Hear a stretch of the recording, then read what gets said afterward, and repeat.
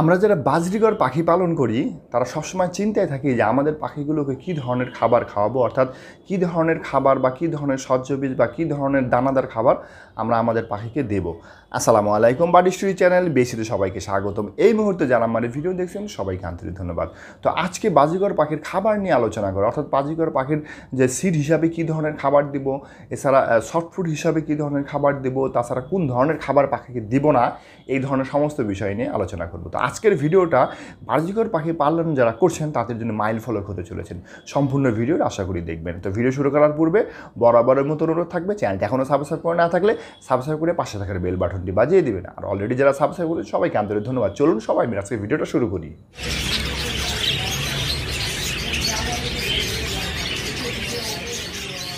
বাজারিগর পাখির খাবার নিয়ে আলোচনা করার পূর্বে শুরুতে যেটা বলবো সেটা হচ্ছে, পাখি যখন প্রকৃতিতে থাকে তখন সে বিভিন্ন ধরনের শস্য বীজ, বিভিন্ন ধরনের ফলমূল, বিভিন্ন ধরনের খাবার খেয়ে থাকে।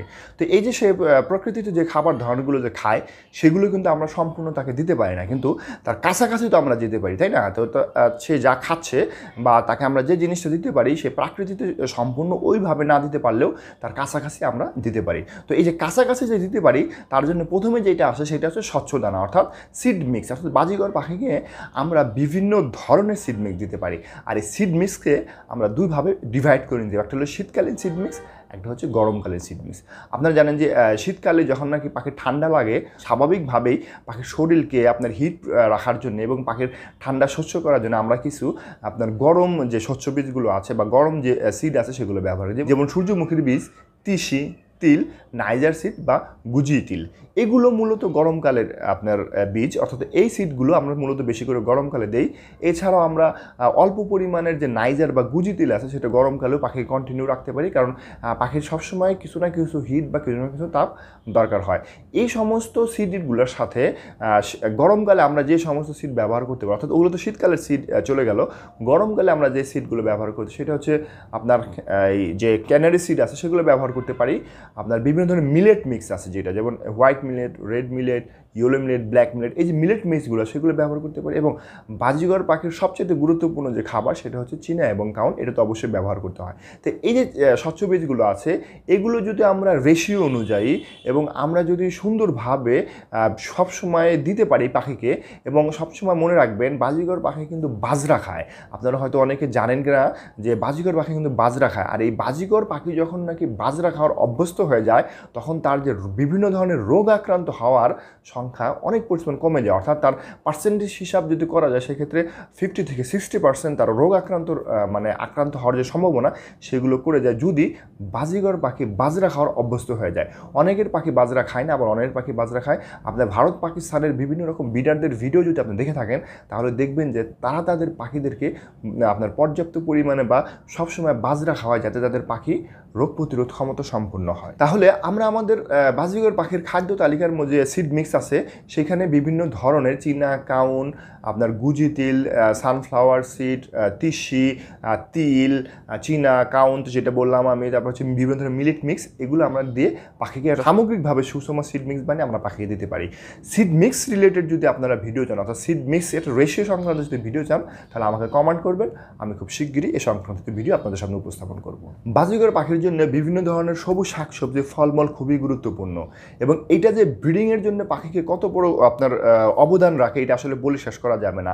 আমাদের মধ্যে অনেকেই আছি আমরা যারা শুধুমাত্র সিড মিক্স দিয়ে পাখিকে ব্রিড করাতে চাই, এবং আমরা ভাবি যে এই সিড মিক্স দিয়ে আমাদের পাখি খুব ভালো ব্রিড করবে, কিন্তু খুব শতকরা 1% বা 2% ব্রিড করলেও বেশিরভাগ ক্ষেত্রে আমাদের পাখিগুলো ব্রিড করে না, এবং আমরা খুবই আশাক্ষুণ্ণ হই এবং মনক্ষুণ্ণ হই। ফলশ্রুতিতে আমরা যে আমাদের শখ থাকে এই শখ থেকে আমরা ফিরিয়ে যাই। বাজারিগর পাখির ফল এবং শাকসবজির মধ্যে আমরা যে জিনিসগুলো পাখিকে দিতে পারি সেটা হচ্ছে কলমি শাক, লেটুস পাতা, ধনে পাতা, আপনার হচ্ছে ফুলকপি, বাঁধাকপি, টমেটো, বীজ ছাড়া টমেটো, আপেল, বীজ ছাড়া আপেল, স্ট্রবেরি, গাজর, গাজরের শাক, মূলা শাক, এছাড়া আছে কাঁচা ভুট্টা, মিষ্টি আলু, এই সমস্ত যে শাক সবজি এবং ফলমূল আমরা পাখিকে সবসময় দিতে পারি। এছাড়া বিভিন্ন ধরনের ফল যেগুলো আছে, যেগুলো সিজনাল যে ফলগুলো আছে, সেগুলো কিন্তু আমরা আমাদের পাখিকে খুব ভালোভাবেই দিতে পারি বা ব্যবহার করতে পারি। এতে পাখির সুস্বাস্থ্য হয় এবং ব্রিডিংয়ের সময় পাখির যে বিভিন্ন ধরনের সমস্যা থাকে, এগুলো সমস্যার সম্ভাবনা কম থাকে। পাখিকে যখন আমরা ব্রিডিং করাবো তখন কিন্তু পাখির জন্য কিন্তু প্রোটিনটা খুবই গুরুত্বপূর্ণ উপাদান, অর্থাৎ পাখির ব্রিডিং উৎসাহ করার জন্য পাখির জন্য প্রোটিনটা খুবই দরকার। আর আমরা এই প্রোটিন আমরা পেয়ে থাকি মূলত বিভিন্ন ধরনের প্রোটিন সমৃদ্ধ খাবার জন্য। এই জন্য আমরা পাখিকে এগ ফুড দিতে পারি, অর্থাৎ পাখির প্রোটিন সমৃদ্ধ খাবার সরবরাহ করার জন্য আমরা পাখিকে এগ ফুড দিতে পারি। এই এগ ফুড এবং সাথে সফট ফুড জাতীয় যে খাবারগুলো আছে, সেগুলোর মাধ্যমে পাখি যে প্রোটিন সমৃদ্ধ খাবার পায়, এতে করে পাখি উৎসাহিত হয়, ব্রিডিং উৎসাহিত হয় এবং পাখির বাচ্চাগুলো সুস্থ এবং সবল থাকে, সুন্দর থাকে। এছাড়া আমরা পাখিকে বিভিন্ন ধরনের ভিটামিন, সাপ্লিমেন্ট, এই ধরনের উপাদান ব্যবহার করতে পারি।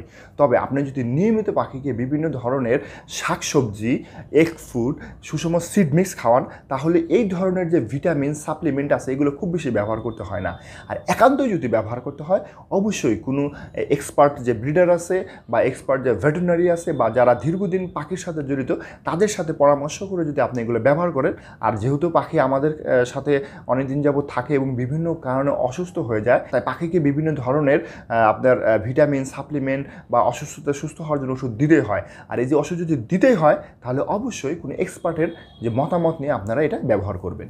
বাজিগর পাখির যে বিভিন্ন ধরনের খাবার দিতে হয়, বিভিন্ন ধরনের শাকসবজি দিতে হয়, এত কিছুর মধ্যেও সুনির্দিষ্ট কিছু খাবার আছে যেগুলো পাখিকে কখনোই দিতে হয় না, যেগুলো দিলে পাখির মৃত্যু অবশ্যম্ভাবী। সেই অ্যাভোকাডো, ফলের বীজ, মাশরুম, বিভিন্ন ধরনের চিনি, তারপরে হচ্ছে আপনার কফি, সোডা, অ্যালকোহল এবং হচ্ছে টমেটো গাছের যে আপনার যে পাতা আছে, সেগুলো পাখিকে দিতে হয় না। এগুলো যদি পাখিকে আমরা দিই এবং পাখি যদি খেয়ে ফেলে, তাহলে পাখির মৃত্যু অবশ্যম্ভাবী। খাদ্য তালিকা সংক্রান্ত যে বিষয়টা, এটা আপনাদের সাথে আলোচনা করা, অর্থাৎ পাখিকে আমরা উন্নত মানের সিড মিক্স, ফলমূল, শাকসবজি, প্রোটিন জাতীয় খাবার, এগ ফুড, ভিটামিন, সাপ্লিমেন্ট এবং যে সমস্ত খাবারগুলো পাখিকে দিতে হয় না, এই সমস্ত বিষয় নিয়ে যে আলোচনা করলাম, এই সংক্রান্ত যদি কোনো প্রশ্ন আপনাদের থেকে থাকে, কমেন্ট করতে ভুলবেন না।